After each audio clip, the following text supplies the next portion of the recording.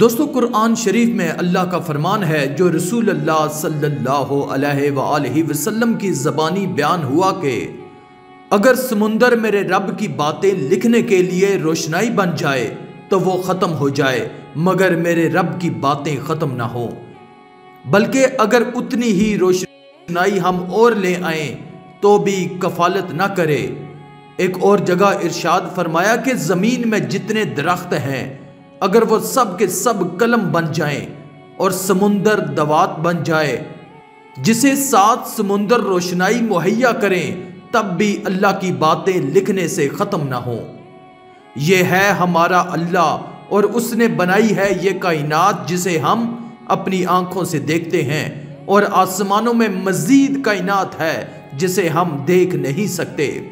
اس دنیا میں جتنی بھی مخلوقات ہیں، چاہے وہ زمینی ہوں یا آسمانی، بحری ہوں یا بری، فضائی ہوں یا خلائی، اونچے اونچے محلوں میں رہتی ہوں یا تنگ و تاریک آشیانوں یا گھونسلوں میں، ساری مخلوقات کی تخلیق کا مقصد صرف ایک ہے، وہ ہے رب کائنات کی عبادت و بندگی اور تسبیح و تمہید۔ یہ سچ ہے کہ کائنات کی جاندار اور بے جان چیزیں اور مخلوقات رات دن رب کائنات کی تسبیح اور تمہید میں مشغول ہیں۔ یہ اور بات ہے کہ ہم اور آپ سمجھیں یا نہ سمجھیں، اس بات کی گواہی اسی ذات بے عیب نے دی ہے جس نے ان تمام مخلوقات کو پیدا فرمایا ہے۔ قرآن مجید کی ایک آیت کی تفسیر میں لکھا ہے کہ 7 آسمان اس کی حمد و ثنا کے ترانے گنگناتے ہیں، زمین اس کی تعریف و توصیف کے نغمے گنگناتی ہے، زمین پر جتنی بھی مخلوقات بود و باش کرتی ہیں سب اسی کی تسبیح و تمہید میں مگن ہیں، کوئی ایسا نہیں جو اس کی حمد کے نغمے، اس کی ثنا اور توصیف کے ترانے نہ گنگناتا ہو۔ یہ اور بات ہے کہ تمہیں ان کی تسبیح کی زبان، ان کی تمہید کی زبان جداگانہ سمجھ میں نہ آتی ہو۔ مچھلیاں پانی میں اور چرند پرند فضاؤں میں اور جانور اس زمین پر اس کی حمد و کبریائی کے نغمے گنگناتے ہیں، اور بلا شبہ یہ تمام تخلیقات اس عظیم خالق کی جانب سے اپنی مخلوق کے لیے نشانیاں بھی ہیں۔ سورہ آل عمران کی ایک آیت میں ارشاد فرمایا، آسمان و زمین کی پیدائش میں، رات دن کے آنے جانے میں یقیناً عقل مندوں کے لیے نشانیاں ہیں۔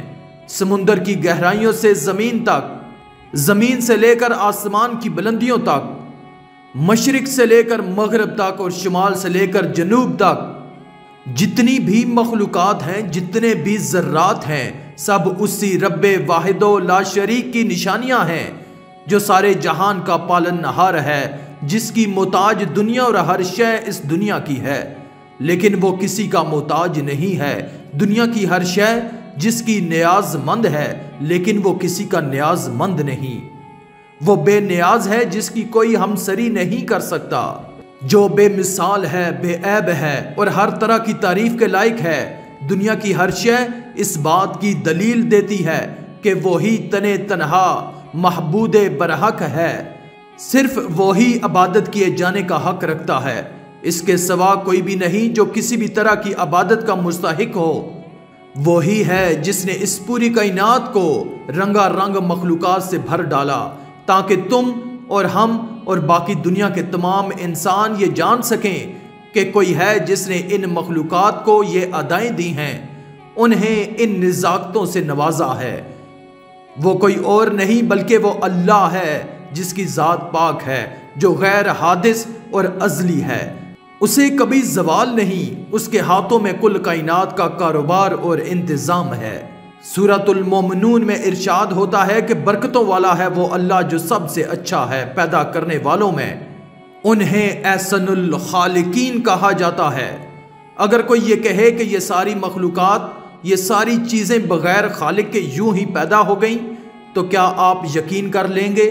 ذرا بتائیے کہ جب ایک ذرہ بھی انسان سے آج تک نہیں بن سکا، جب اس نے آج تک اپنی تخلیق کے مقصد کو نہیں سمجھا تو بھلا کوئی کر بھی کیا سکتا ہے؟ آج کی سائنس یہ کھوج لگانے میں مصروف ہے کہ دنیا کے نظام میں اتنی ہم آہنگی اور نظم و ضبط کیسے ہے۔ اگر دنیا بغیر خالق و مالک کی یوں ہی پیدا ہو گئی تو اس کی ہر چیز اتنی ہم آہنگ اور منظم کیسے ہے؟ اس گتھی کو آج تک انسان نہیں سلجھا پایا، اور وہ صرف اس لیے نہیں سلجھا پایا کہ وہ خدا کے وجود کو ماننے پر تیار نہیں۔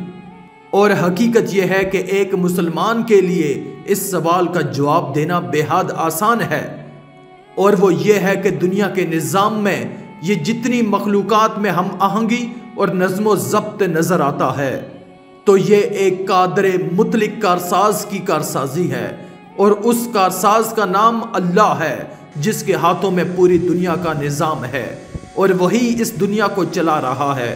وہ جو چاہتا ہے پیدا کرتا ہے۔ وہی قرآن مجید میں فرماتا ہے کہ کیا یہ چیزیں بغیر کسی پیدا کرنے والے کے خود ہی پیدا ہو گئیں، یا یہ خود پیدا کرنے والے ہیں؟ کیا انہوں نے آسمان و زمین کو پیدا کیا ہے؟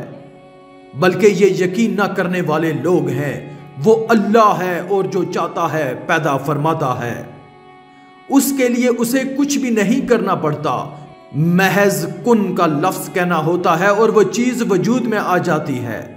وہی اول، وہی آخر، وہی ظاہر، وہی باطن، اور وہی تمام چیزوں کی حقیقت جاننے والا ہے۔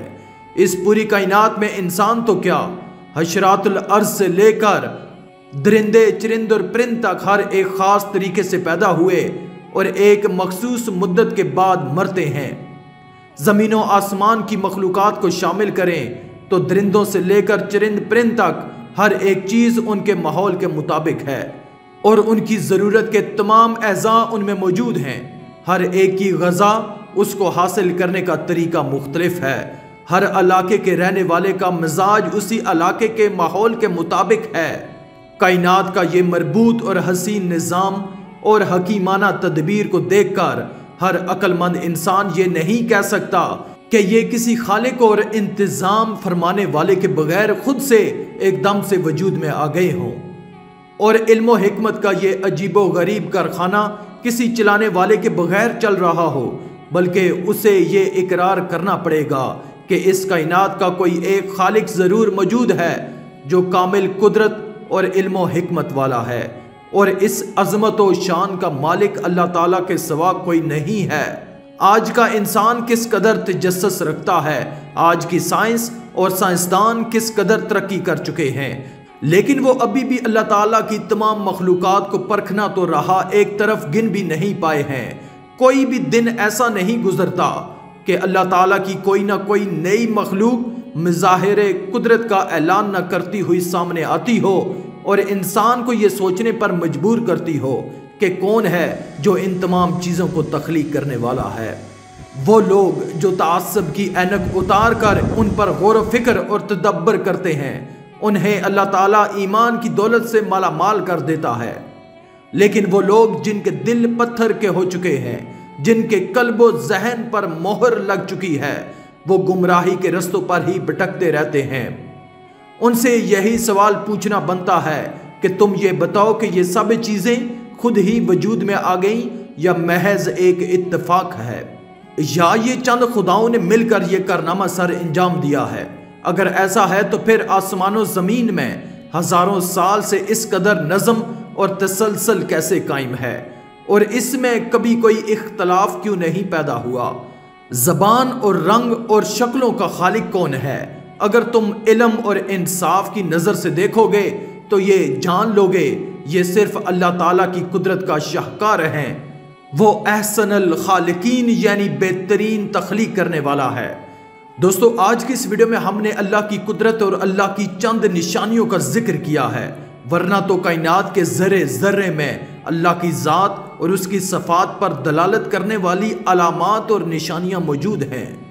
آخر میں دعا ہے کہ اللہ تعالی ہمیں نیک اعمال کرنے اور برائی سے بچنے اور بچانے کی توفیق عطا فرمائے، آمین۔ آج کی اس ویڈیو میں تھا بس اتنا ہی۔ مزید اسلامی ویڈیوز حاصل کرنے کے لیے اللہ کی قدرت چینل کو سبسکرائب کر دیں اور ساتھ میں موجود بیل کے آئیکن کو دبا کر آل پر کلک کر دیں۔ شکریہ۔